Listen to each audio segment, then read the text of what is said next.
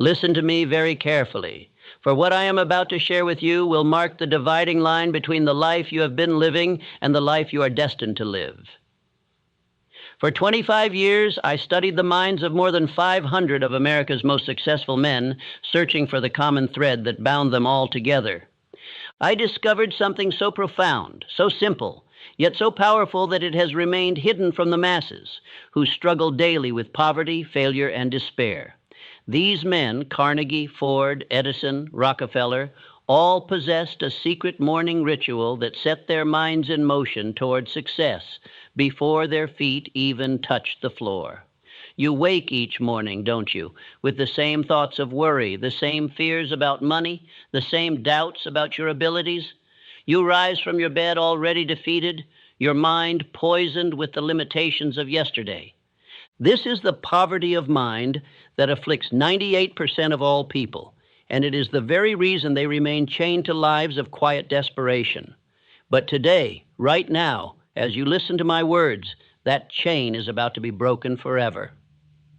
What would you say if I told you that the first 5 minutes after you open your eyes each morning determine whether you will succeed or fail that day? What would you think if I revealed that every great fortune, every remarkable achievement, every breakthrough in human progress began not in an office or a factory, but in the quiet moments of dawn when a determined mind spoke certain words with absolute faith and conviction? The human mind is a transmitting and receiving station. When you speak words with deep emotion and faith, you send a command directly to your subconscious mind, which is connected to infinite intelligence. This is not mere theory. This is scientific fact, proven through decades of careful observation. Your subconscious mind does not question or doubt. It simply accepts what you tell it with feeling and begins immediately to manifest it in your physical world. Andrew Carnegie understood this principle. Each morning, before the sun painted the sky, he would stand before his window and speak his intentions for the day with such power that his very presence commanded respect from all who met him. Thomas Edison knew this secret. In the quiet of his laboratory, before beginning his work, he would affirm his connection to the infinite source of all knowledge. Rockefeller, Ford, Schwab, they all began their days not with the newspaper or idle chatter, but with deliberate, purposeful words that programmed their minds for victory. For too long, you have been the victim of your own mental laziness. You have allowed your mind to run wild like an untamed horse, carrying you wherever fear and doubt wish to take you. But the 11 phrases I am about to give you are like a bridle and bit for that wild horse. They will give you mastery over your own mind, and through that mastery, control over your entire life. These are not merely positive thoughts or empty affirmations. These 11 phrases contain the concentrated essence of success philosophy, distilled from the actual practices of men who built empires from nothing, who transformed entire industries, who left their mark on history. Each phrase is a key that unlocks a different door in your subconscious mind. Together, they form a master key that opens the vault of unlimited achievement. The transformation that awaits you requires only 2 things. First, that you speak these phrases every single morning without fail, and second, that you speak them with absolute faith and burning emotion. The words without the feeling are dead. But when you combine these words with the fire of belief, you set in motion forces that will reshape your entire existence. Prepare yourself, for you are about to learn the morning ritual that separates the masters of life from its victims. I am the master of my fate. Let these 6 words burn themselves into your consciousness, for they contain the power to lift you from the depths of despair to the heights of achievement. I once knew a man who had lost everything: his business, his savings, his confidence. He sat in my office with tears in his eyes, convinced that external forces had conspired to destroy him. I gave him only these 6 words and told him to repeat them every morning with the force of his entire being. 6 months later, he returned to thank me, for he had not only recovered his losses, but had built a fortune twice as large as before. You see, most people believe they are leaves blown about by the wind of circumstance. They blame the government, the economy, their education, their family, everything and everyone except the one person who holds all the power, themselves. But I tell you now, based on my study of the most successful minds in history, that you are not the victim of fate, you are its author. Every circumstance in your life today is the direct result of the thoughts you held in your mind yesterday. When William Ernest Henley wrote, "I am the master of my fate, I am the captain of my soul," he was not penning pretty poetry. He was stating a law as immutable as the law of gravity. Your thoughts create your circumstances. Your dominant mental attitude determines whether you attract success or failure, wealth or poverty, happiness or misery. This is not wishful thinking. This is the operation of universal law that works with mathematical precision. Consider Charles M. Schwab. He began as a day laborer in Andrew Carnegie's steel mills, earning $1 a day. But Schwab understood that he was the master of his fate. Each morning before reporting to work, he would stand before his modest mirror and declare with unshakable conviction that he would one day run those very mills. He did not hope, he did not wish, he commanded his subconscious mind to accept this as reality. The result? He became president of the United States Steel Corporation and earned a salary of over $1 million a year, at a time when such a sum was almost unimaginable.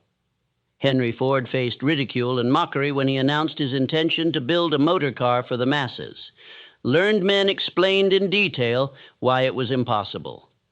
Financial experts proved with figures that he would bankrupt himself. But Ford knew a secret they did not. He was the master of his fate. Each morning he renewed his mental declaration of sovereignty over circumstances. When setbacks came, and they came by the dozens, he reminded himself that fate was not something that happened to him, but something he created with each thought, each decision, each action. Your subconscious mind is like fertile soil. It will grow whatever seeds you plant in it. When you declare, "I am the master of my fate," you plant seeds of personal power, self-determination, and unlimited possibility. But this must be done with feeling. Stand before your mirror each morning, look yourself directly in the eyes, and speak these words as if your very life depended on them, because it does. Feel the power surge through you. Feel the chains of victimhood falling away. Feel yourself taking command of your own destiny. The law of attraction operates through the subconscious mind. When you truly believe you are the master of your fate, your subconscious mind begins to attract the people, circumstances, and opportunities that align with this belief. You stop repelling success with thoughts of limitation and begin magnetically drawing it to you with thoughts of power and possibility. This is not mysticism. This is the practical application of mental law that has been proven in the laboratories of life by every person who has ever risen from obscurity to greatness. My definite chief aim guides my every action. These 8 words constitute the starting point of all achievement. Without a definite chief aim, you are like a ship without a rudder, drifting wherever the currents of life choose to take you. But with a definite purpose fixed firmly in your mind, you become like a guided missile, moving with unstoppable force toward your target. I spent years in poverty and frustration before Andrew Carnegie revealed to me the supreme importance of definiteness of purpose. He told me that 98 out of every 100 people fail in life because they never decide exactly what they want. They have wishes, hopes, and dreams, but no definite chief aim. They scatter their energies in a dozen different directions and wonder why they never seem to get anywhere. Edwin C. Barnes was a nobody from nowhere when he decided his definite chief aim was to become the business partner of Thomas Edison. He had no money, no connections, no special talents. But he had something far more valuable, a burning desire backed by definiteness of purpose. Each morning, before the world awoke, Barnes would stand in his shabby room and declare his intention to work with Edison. He did not say he hoped to work for Edison. He declared he would be Edison's partner. When Barnes finally made his way to Edison's office, he arrived looking like a tramp. But Edison, who could read men's minds through their eyes, saw something different. He saw the fire of definite purpose burning so brightly that it could not be extinguished. Years later, after Barnes had become wealthy as Edison's partner in the dictating machine business, Edison said, "I gave him the opportunity he sought because I saw he had made up his mind to stand by until he succeeded."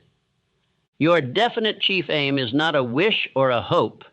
It is a command to your subconscious mind. When you state it each morning with absolute conviction, you activate forces within yourself that begin immediately to transform that aim into physical reality. John D. Rockefeller knew at age 23 that his definite chief aim was to become the world's greatest oil refiner. He spoke it, he breathed it, he lived it. Every decision, every action was guided by this central purpose. The result was Standard Oil and a fortune that staggered the imagination. The principle of concentration of effort demands that you focus all your energies on your definite chief aim. Scattered thinking leads to scattered results. But concentrated thinking, guided by a definite purpose, produces concentrated power. Your subconscious mind works 24 hours a day to manifest what you have clearly defined and emotionally charged. It never sleeps, never rests, never stops working on your behalf, but only if you give it a clear target. Each morning, as you speak this phrase, see your definite chief aim as already accomplished. Feel the joy of achievement. Experience the satisfaction of success. Your subconscious mind cannot tell the difference between a vividly imagined experience and reality. When you consistently visualize your goal as achieved while declaring your definite purpose, you create a mental pattern that your subconscious mind must follow. This is the secret of all great achievement, knowing exactly what you want and maintaining that vision with unwavering faith until it materializes in your life. I possess within me all the power I need. Stop for a moment and consider the profound truth of these words. You have been taught to believe in limitation, to accept that you need something outside yourself to succeed. But I tell you now, based on irrefutable evidence, that you already possess within your own mind all the power necessary to achieve anything you can conceive and believe. Thomas Edison had only 3 months of formal schooling. By every external measure, he should have remained an unknown failure. But Edison understood a secret that his educated critics did not. He possessed within himself access to infinite intelligence. When faced with a problem, he would retire to his private room, sit in complete darkness and silence, and affirm his connection to the source of all knowledge. In this state, ideas would flash into his mind, solutions would appear, inventions would reveal themselves. More than 1,000 patents stand as monuments to his faith in the power within. The average person uses less than 10% of their mental capacity. Think about that. You are operating at 1/10 of your potential, and yet you wonder why success eludes you. But the power is there, waiting to be accessed, waiting to be commanded, waiting to be released. George Washington Carver demonstrated this truth in a manner that cannot be disputed. Born into slavery, without formal education, he became one of the greatest scientists of his age. When asked how he discovered over 300 uses for the peanut, he replied simply, "I went into my laboratory and said, 'Dear Creator, please tell me what the peanut is for.' Then I waited for the answer." Your subconscious mind is connected directly to infinite intelligence, the source of all knowledge, all power, all solutions. But doubt acts as a barrier, blocking this connection. When you affirm each morning that you possess within you all the power you need, you remove this barrier. You open the channel through which unlimited wisdom and ability can flow. This is not theory, this is demonstrated fact, proven by every great achiever in history. Self-doubt is the great crippler of human potential. You have been programmed since childhood to believe in your limitations rather than your possibilities. You have been told what you cannot do so often that you have forgotten what you can do. But Carnegie was right when he said that no man is limited except by his own thoughts. The walls that seem to imprison you are made of nothing more substantial than your own beliefs.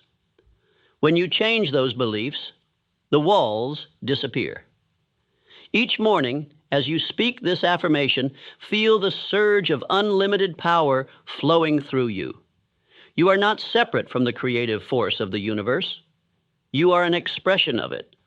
The same power that moves the planets, that causes the seed to become the tree, that transforms the caterpillar into the butterfly, flows through your mind.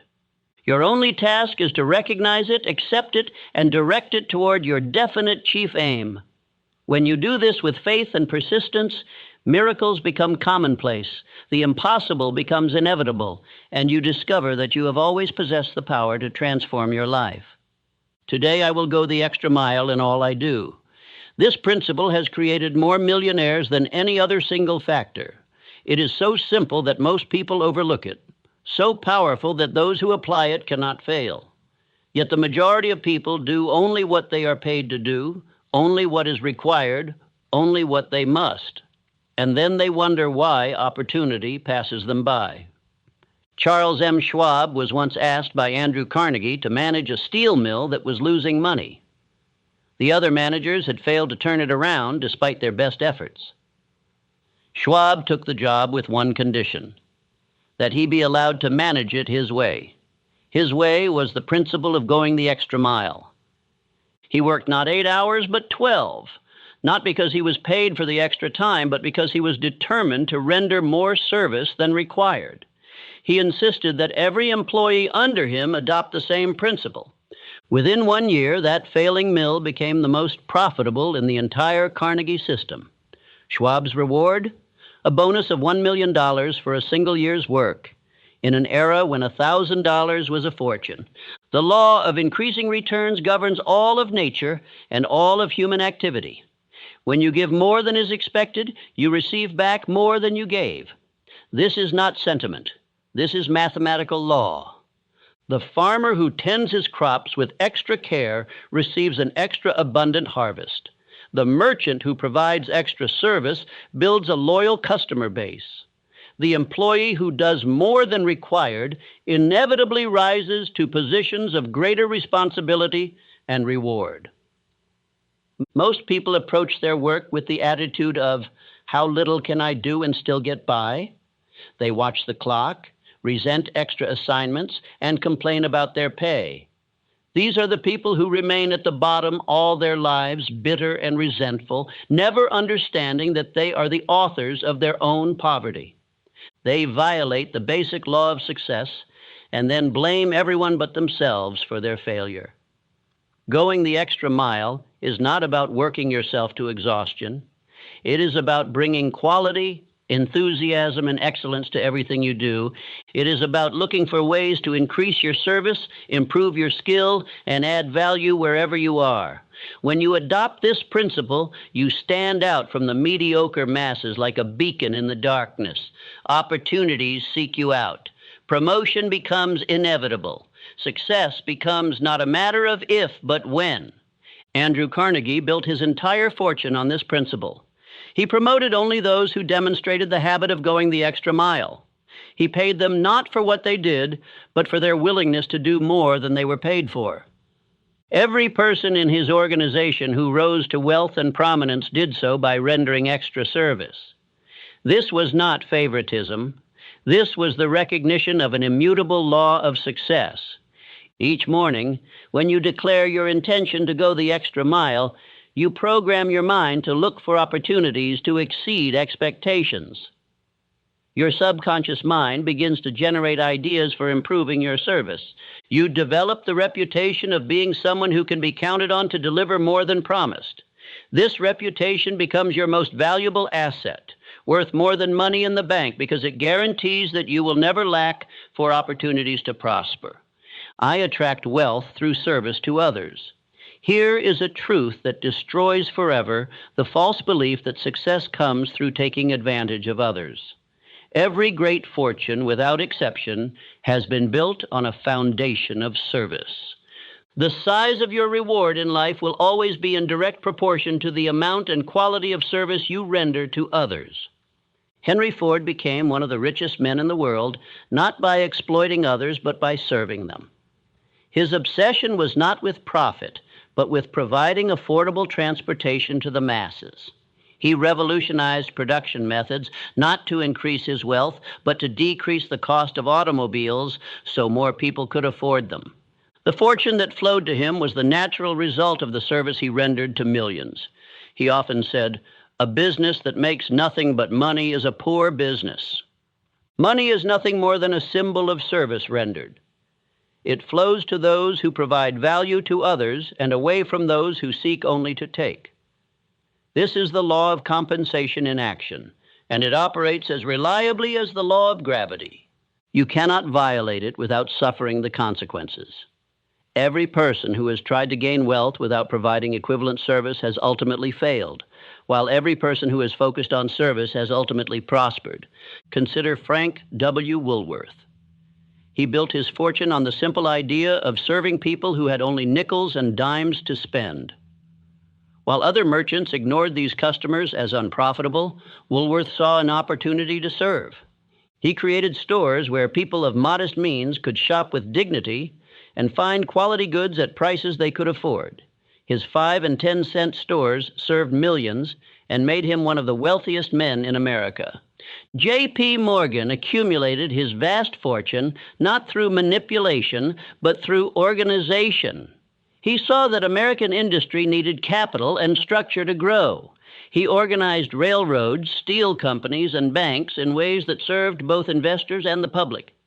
His wealth was the natural compensation for the valuable service he provided in building the industrial foundation of America. When you affirm each morning that you attract wealth through service to others, you align yourself with this universal law. Your subconscious mind begins to attract opportunities to serve. You develop what I call a service consciousness, an awareness of how you can add value in every situation. This consciousness is magnetic. It draws people to you, opens doors that were previously closed, and creates possibilities where none existed before. The selfish person repels wealth because they violate the fundamental law of exchange. They try to get without giving, to reap without sowing, to withdraw without first making deposits. But the person with a service consciousness attracts wealth because they understand that giving precedes receiving, that sowing precedes reaping, that deposits must be made before withdrawals. This is not just good business. This is the fundamental operating principle of the universe. When you work with this principle instead of against it, success becomes not only possible, but inevitable. I transform every failure into a stepping stone. Listen carefully, for this principle will free you forever from the fear of failure that paralyzes most people. Every adversity, every failure, every heartache carries with it the seed of an equal or greater benefit. This is not mere consolation. This is proven fact, demonstrated by every person who has achieved lasting success. Abraham Lincoln failed in business at age 21. He was defeated for the legislature at 22. He failed again in business at 24. His sweetheart died when he was 26. He had a nervous breakdown at 27. He was defeated for Speaker at 29, defeated for Elector at 31, defeated for Congress at 34, defeated for Senate at 46, defeated for Vice President at 47, and defeated